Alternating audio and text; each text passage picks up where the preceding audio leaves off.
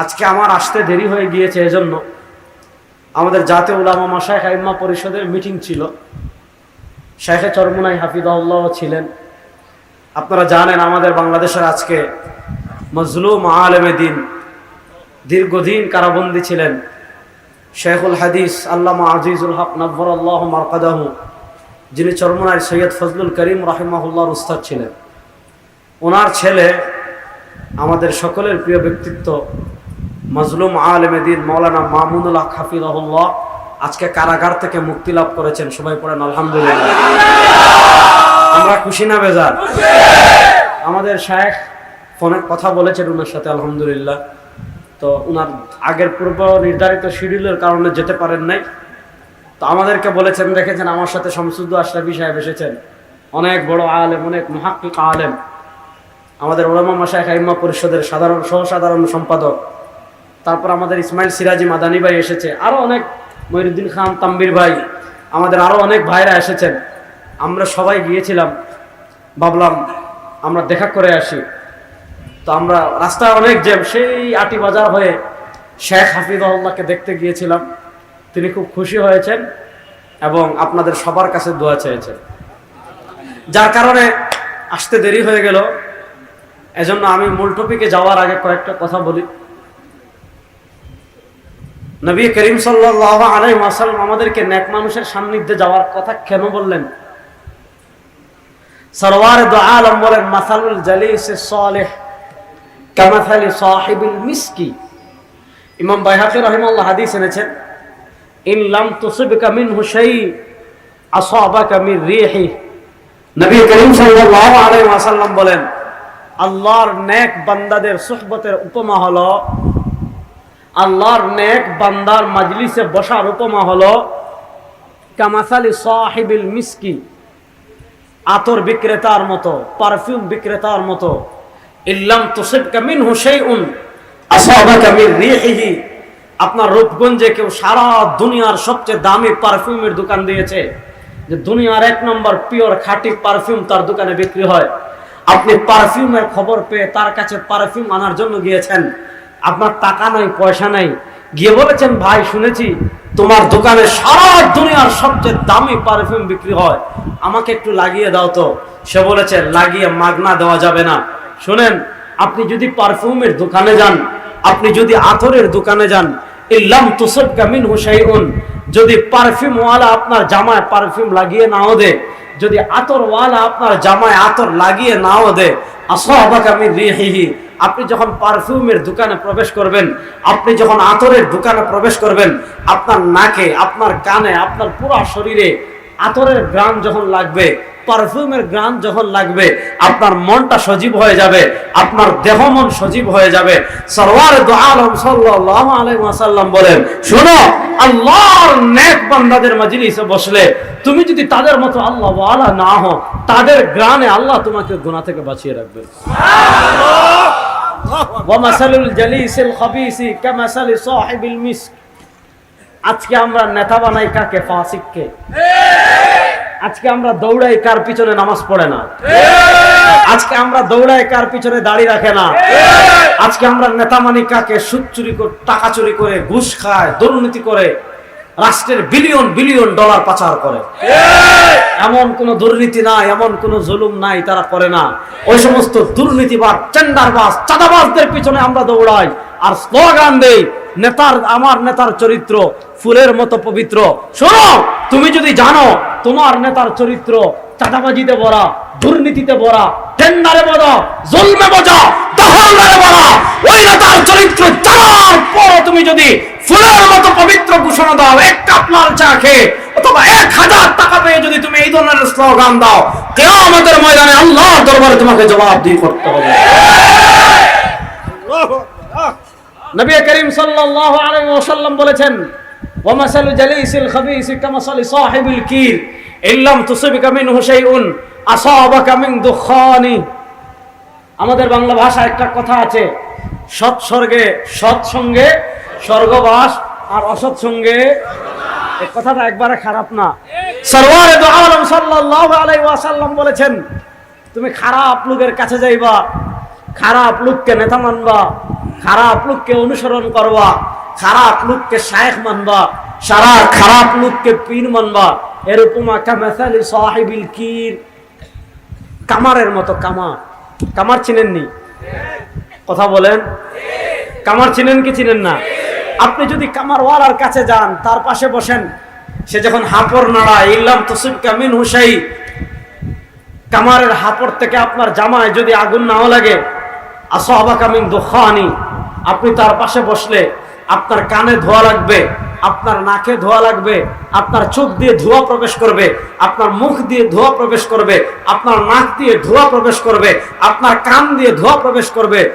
রূপগঞ্জের মুসলমান, আমি আপনাদের কাছে জানতে চাই, যদি নাক, কান, মুখ এগুলা দিয়ে ধোঁয়া প্রবেশ করে খুব আরাম লাগবে? আপনার দৃষ্টিশক্তির প্রচন্ড কষ্ট হবে কিনা? এটা হলো খারাপ লোককে নেতা মানার উপমা, এটা হলো খারাপ লোককে পীর মানার উপমা, খারাপ লোককে শায়েখ মানার উপমা। শরীয়ত মানে না এমন ভণ্ডকে পীর মানার উপমা, শরীয়ত নাই, রাসূলুল্লাহ সাল্লাল্লাহু আলাইহি ওয়াসাল্লামের সুন্নাত নাই এমন লোককে অনুসৃত মানার উপমা। যদি তুমি তার মতো খারাপ না হও, কিন্তু তার গ্রানে তুমিও জান্নাতের পথ থেকে বিচ্যুত হয়ে যাওয়ার সম্ভাবনা আছে।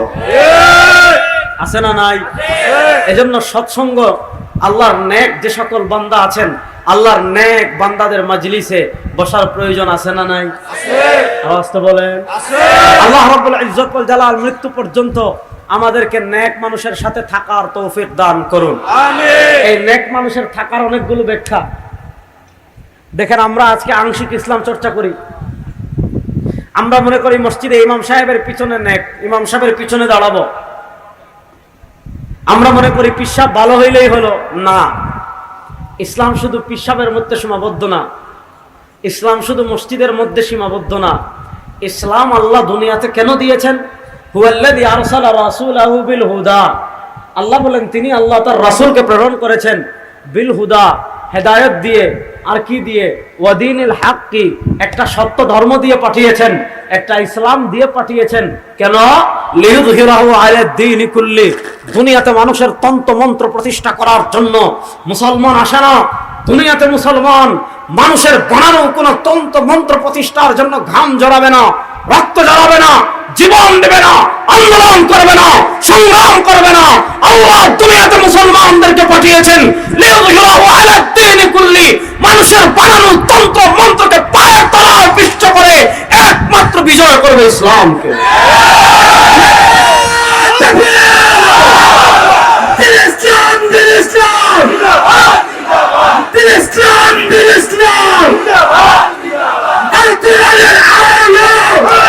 ভালো করে বুঝেন।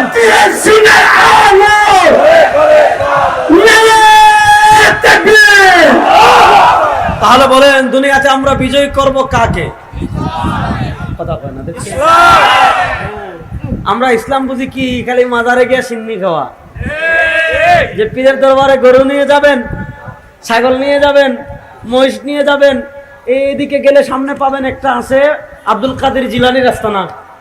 আমি 2 বছর আগে আসছিলাম, তো আপনি আব্দুল কাদের জিলানির আস্তানায় গিয়ে ডেকে টাকা দিবেন, পয়সা দিবেন আর মান্নত করে আসবেন। শুনেন, দুনিয়াতে যদি মাজারে ডেকে টাকা দেওয়া যায় হইতো, মাজারে যদি গরু নিয়ে যাওয়ার কোনো প্রচলন থাকতো, সাহাবা একরাম রিদওয়ানুল্লাহ আলাইহিম আজমাইন তাদের কলিজা নবী করিম সাল্লাল্লাহু আলাইহি ওয়াসাল্লামের রওজায় দিয়ে দিতেন। যদি মাজারে উরুস করা যায় হইতো, দুনিয়ার সবচেয়ে উরুস সাহাবা একরাম মদিনায় করতেন। আল্লাহ আমাদেরকে উরুস করার জন্য পাঠায় নাই, আল্লাহ আমাদেরকে দুনিয়াতে তোমার বাবার দরবারে ডেকে টাকা দেওয়ার জন্য পাঠায় নাই, বাবার দরবারে গরু মহিষ ছাগল নিয়ে যাওয়ার জন্য পাঠায় নাই। আল্লাহ আমাদেরকে দুনিয়াতে পাঠিয়েছে আল্লাহর প্রতিনিধি বানিয়ে। দুনিয়াতে আমরা আল্লাহর প্রতিনিধি, সুতরাং দুনিয়াতে গোলামি করব একমাত্র আল্লাহ। আল্লাহ ছাড়া কোনো মানুষের গোলামি আমরা করি না। দুনিয়াতে আমরা গোলামি করব একমাত্র কার? হে মুসলমান, জুড়ে বলেন।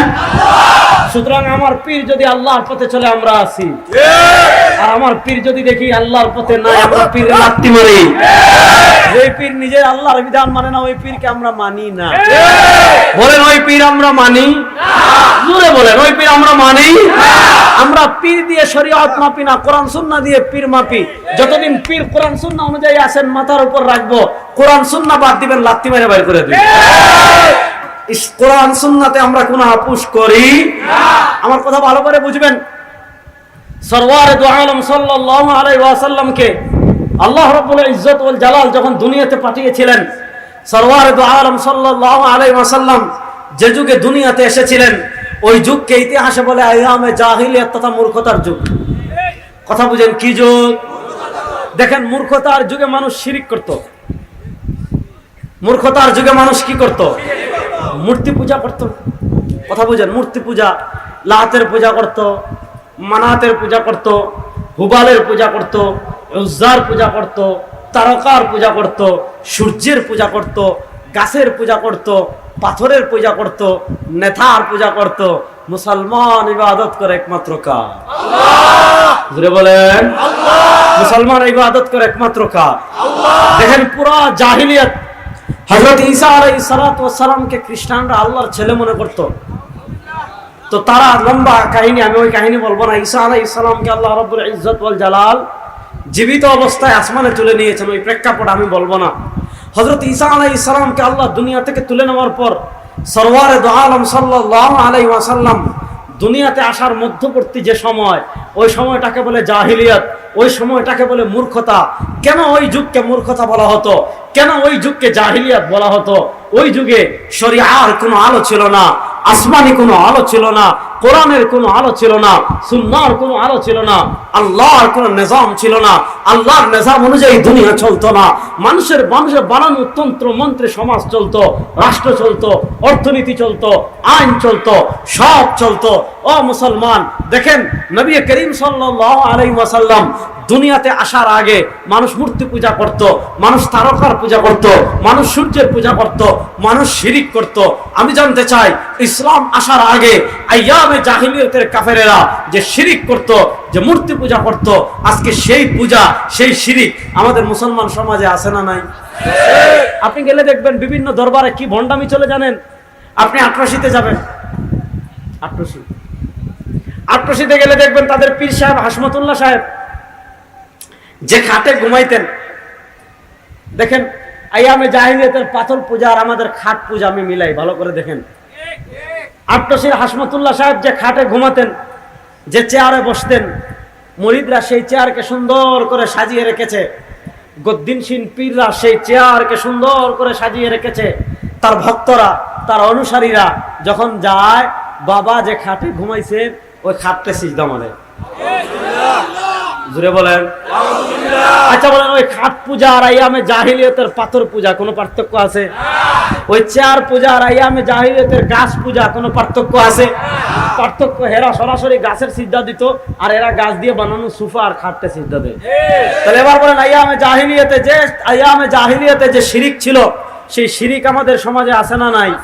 এবার বলেন, নবী করিম সাল্লাল্লাহু আলাইহি ওয়াসাল্লাম এসে দুনিয়া থেকে শিরিক বিতরণ করেছিলেন। তিনি বলেছিলেন, ইয়া আইয়ুহান নাস কুলু লা ইলাহা ইল্লাল্লাহ তুফলিহুন।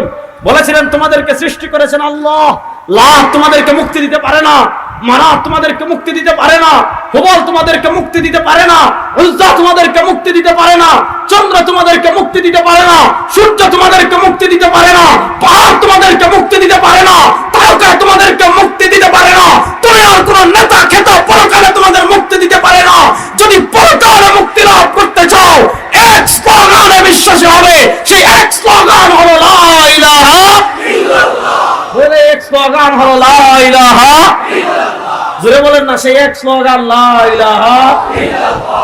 এজন্য আমরা মানুষের বানানো তন্ত্র মন্ত্রের কোনো স্লোগান দেই না। আমরা খানকায় থাকি, আমাদের স্লোগান লা ইলাহা ইল্লাল্লাহ বলেন না। আপনারা যদি মনে করেন যে আলে হাদিসের ট্যাবলেট পাইছেন যে লা ইলাহা ইল্লাল্লাহ জোরে বলা যাবে না, যদি দলিল লাগে আমার কাছে আসবেন, দলিল দিয়ে একেবারে কবর দিয়ে দিব ইনশাআল্লাহ। সুতরাং বলেন, আমরা যখন খানকায় থাকবো আমাদের স্লোগান হবে লা ইলাহা ইল্লাল্লাহ।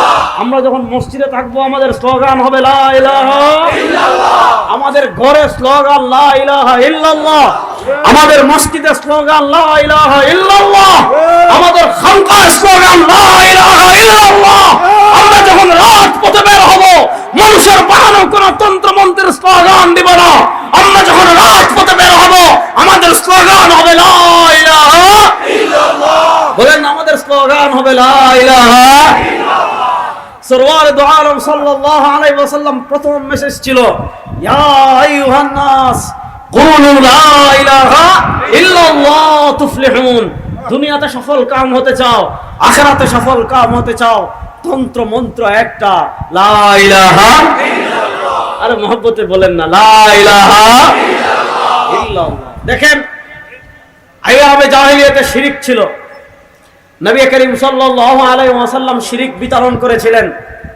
আমি আপনাদেরকে যেটা বলতে চাচ্ছিলাম যে শিরিককে, আইয়ামে জাহেলিয়াতের শিরিককে নবী করিম সাল্লাল্লাহু আলাইহি ওয়াসাল্লাম বিতরণ করেছিলেন।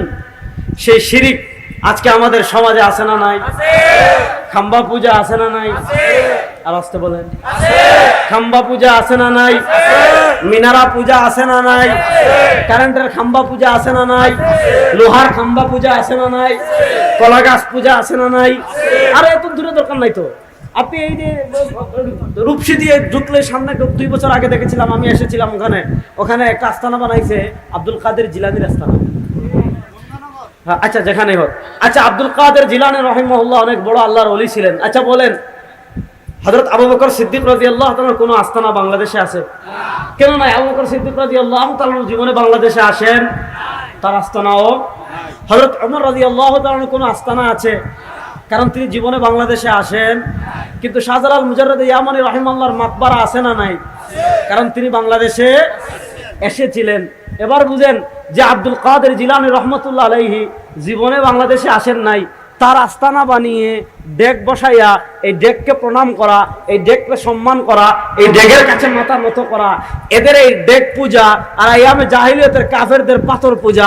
মনোযোগ, এদের ডেক পূজা আর আইয়ামে জাহিলিয়াতের কাফেরদের পাথর পূজা, দুটার ভিতর কোনো পার্থক্য আছে?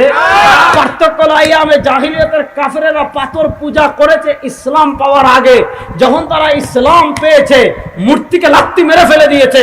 তোমরা আইয়ামে জাহিলিয়াতের কাফেরদের থেকেও আরো কপাল পোড়া। তোমরা কোরআনের হেদায়েত পাওয়ার পর, সওয়ার দু আলমের সুন্নাত পাওয়ার পর ডেগের পূজা করতেছো। সুতরাং 1 নম্বর ঈমানের 1 নম্বর শিক্ষা, আমরা দুনিয়াতে ইবাদত করব একমাত্র কার? আমাদের রবকে। জোরে বলেন আরে বাবা, আপনি কত তন্ত্র মন্ত্রের স্লোগান দেন, কত নেতার স্লোগান দেন, রাজপথ কাঁপিয়ে ফেলেন। আপনি আল্লাহর নামটা আকাশ বাতাস মুখরিত করে বলেন আমাদের রবকে। হাত তুলে বলেন আমাদের রবকে। সুতরাং দুনিয়াতে ইবাদত করব একমাত্র কার? মাথা নত করব একমাত্র কার সামনে? হুকুম মানব একমাত্র কার? কথা ক্লিয়ার? এগুলো আকীদা, এগুলোতে কোনো ভেজাল ঢুকানো যাবে না। এজন্য আমরা প্রত্যেক নামাজের প্রত্যেক রাকাতে আল্লাহর কাছে ঘোষণা দেই, ইয়াকা না'বুদু। আল্লাহ, কাফেররা মূর্তির পূজা করতে পারে, কেউ তারকার পূজা করতে পারে, কেউ সূর্যের পূজা করতে পারে, কেউ আগুনের পূজা করতে পারে, কেউ গরুর পূজা করতে পারে, কেউ গাছের পূজা করতে পারে, কেউ পাথরের পূজা করতে পারে, কেউ তারকার পূজা করতে পারে। আমরা ইয়াকা না'বুদু, আল্লাহ, আমরা দুনিয়াতে একমাত্র ইবাদত করি তোমার। তাহলে বোঝা গেল ঈমানের 1 নম্বর শিরিক, ঈমানের জাহিলিয়াতের 1 নম্বর ছিল শিরিক। আমরা ইসলামের ছোঁয়া পেয়েছি, ইনশাআল্লাহ সব ধরনের শিরিক থেকে ঈমানকে হেফাজত করব। ইনশাআল্লাহ হেফাজত করব তো ইনশাআল্লাহ। কারণ শিরিক করলে ঈমান থাকে না। বলেন, শিরিক করলে ঈমান থাকে না। শিরিক করলে ঈমান থাকে না। দেখেন, আইয়ামে জাহিলিয়াতের একটা জিনিস বুঝেন, আইয়ামে জাহিলিয়াতের আরেকটা বড় পাপ ছিল অশ্লীলতা। আইয়ামে জাহিলিয়াতের আরেকটা বড় পাপ ছিল অশ্লীলতা। এমন কোন অশ্লীলতা নাই তারা করতো না। তৎকালীন যুগে বেশ্যাদের প্রচলন ছিল এবং তাদের বিয়ের একটা সিস্টেম ছিল যে তারা পতাকা টাঙ্গিয়ে রাখতো বাড়িতে। যার ইচ্ছা মহিলার সাথে তার জৈবিক চাহিদা পূর্ণ করত। যদি মহিলার সন্তান হয়ে যেত, মহিলা যাকেই বাপ বলতো সেই বাপ। তাদের পারিবারিক ব্যবস্থা ভিত্তি খুবই দুর্বল ছিল, পুরো অশ্লীলতায় ভরে ছিল। আমি জানতে চাই, আইয়ামে জাহিলিয়াতে যে অশ্লীলতা ছিল, সেই অশ্লীলতা আমাদের সমাজে আছে না নাই? ক্ষেত্র বিশেষে আইয়ামে জাহিলিয়াতের অশ্লীলতা থেকে আমাদের অশ্লীলতা আরো বেড়ে গেছে। আইয়ামে জাহিলিয়াতের কাফেরেরা অশ্লীলতাকে সভ্যতা মনে করতো না, আর আজকে আমরা অশ্লীলতাকে স্মার্ট মনে করি, আর ইসলামের বিধানকে আমরা সেকেলে মনে করি। চিন্তা করেন, দেখেন, আপনি যদি পর্দা না করেন কবিরা গুনাহ হবে। আপনার ছেলে মেয়েরা যদি পর্দা না করে কবিরা গুনাহ হবে। কিন্তু আপনি যদি পর্দাকে কটূক্তি করেন, মাসালাটা বুঝেন, আপনি যদি পর্দাকে কটূক্তি করেন, আপনি যদি পর্দার বিধানকে তুচ্ছ তাচ্ছিল্য করেন, আপনি যদি পর্দার বিধানকে মৌলবাদীদের বিধান বা এগুলো তুচ্ছ তাচ্ছিল্য করেন, তুচ্ছ তাচ্ছিল্য করতে দেরি, আপনি মুরতাদ হতে দেরি না। শরীয়তের বিধান পরিষ্কার। আপনি মসজিদে নামাজ পড়বেন, তাবলীগে যাবেন, হালকায় জিকিরে আসবেন, আবার জরুরিয়াতের দিন নিয়ে তুচ্ছ তাচ্ছিল্য করবেন। ইসলাম গরিবের ভাবিও না, ইসলাম গরিবের দুলাভাইও না। কোরআন সুন্নাহর অকাট্য বিধানকে নিয়ে যদি কেউ তুচ্ছ তাচ্ছিল্য করে, কোরআন সুন্নাহর অকাট্য বিধানকে কেউ যদি তোমার মানে কোরআন সুন্নাহর অকাট্য কোনো বিধানকে কেউ তুচ্ছ তাচ্ছিল্য অথবা মস্কারি করতে দেরি, সে মুরতাদ হতে দেরি না, সে বেঈমান হতে দেরি না, সে কাফের হতে দেরি না। আজকে দেখেন আমাদের মন মানসিকতা কেমন ঢুকিয়েছে। ইহুদি খ্রিস্টানরা কি ভ্যাকসিনটা দিছে আমাদের। করোনার ভ্যাকসিন তো 3 বছরের মধ্যে শেষ, কিন্তু ব্রিটিশরা যে ভ্যাকসিনগুলো আমাদেরকে দিচ্ছে, ইহুদি খ্রিস্টানরা যে ভ্যাকসিনগুলো দিচ্ছে, আজকে আপনি ঢাকা শহরে হাঁটেন, আপনি চিন্তা করবেন আমাদের দেশের অবস্থা কোন পর্যায়ে গিয়েছে। আপনি ঢাকা শহর গুলশানে যান, বাড়িধারায় যান, উন্নত এলাকায় যান, আপনি বিভিন্ন দেখবেন মার মোটামুটি পর্দা আছে, মার পরনে বুরকা, মার হাতে মোজা, পরনে নেকাব, মানে চেহারা নেকাব দিয়ে ঢাকা, কিন্তু তার সাথে মেয়ে হাফ প্যান্ট পরা। অর্থাৎ প্রজন্ম গ্যাপটা বুঝেন, প্রজন্ম গ্যাপটা খুব মনোযোগ দিয়ে বুঝেন। ইসলামের সবচেয়ে শত্রু যারা, এরা চেষ্টা করে এক প্রজন্ম যেন আরেক প্রজন্মের কাছে ইসলাম পৌঁছাতে না পারে। যে প্রজন্ম আছে এই প্রজন্মের কাছে ইসলাম থাকুক, পরবর্তী প্রজন্মের কাছে যেন বিশুদ্ধ ইসলাম না পৌঁছে। কারণ পরবর্তী প্রজন্মের কাছে যদি বিশুদ্ধ ইসলাম পৌঁছে যায় তাহলে আরেকটা কষ্ট। এজন্য তারা চায় যেই জেনারেশনটা নতুন উঠতেছে ওই জেনারেশন থেকে ইসলামকে বিদায় করতে, ওই জেনারেশন থেকে ইসলামী তাহজিব তামাদ্দুনকে বিদায় করতে। কারণ জেনারেশন যদি গড়ে উঠে তাহলে ইসলামকে বিদায় করার জন্য গুলি করাও লাগবে না, বোম মারাও লাগবে না, যুদ্ধ করাও লাগবে না। কি করবে? যে জেনারেশন গড়ে উঠবে, এই জেনারেশন ইসলামের 12টা বাজিয়ে দিবে। এই ষড়যন্ত্র থেকে ইহুদি খ্রিস্টান আধিপত্যবাদী হিন্দুরা দেখেছে বাংলাদেশে মসজিদ বন্ধ করা যাবে না। কারণ মসজিদ বন্ধ করতে আসলে যারা বন্ধ করতে আসবে